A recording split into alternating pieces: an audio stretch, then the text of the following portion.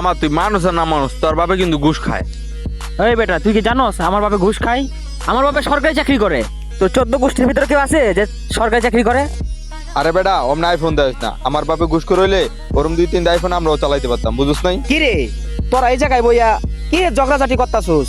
আরে ভাই, আপনি আইছেন ভালো হয়েছে, আপনার কাছে এই বিচারটা দিই। ওর বাপে ঘুষ খায়, এটা কইছি দেখা ওই আমার লগে রাগারাগি শুরু করে দিছে। ঘুষ খায় না দিলে কি খায়? ওর বাপে সরকারি চাকরি করে, বেতন পায় 15,000 টাকা। ওকে সংসার চালাইতে তো হিমশিম খাওয়া যায়। ও এত প্রতিদিন একটা একটা করে আইফোন গাড়ি করতে লো এইগুলা। হ, তুমি ঠিকই কইছো, ওর বাপে ঘুষ খায়, নাইলে কেমনে কি করে ও এত? শুনো, তোমার বাবারে বললে দিও যে ঘুষ খাওয়া ভালো না, এগুলা যাতে ছাইড়ে দেয়, এগুলা হারাম কাজ। হ্যালো, হ্যাঁ ভাই আমি আসতেছি।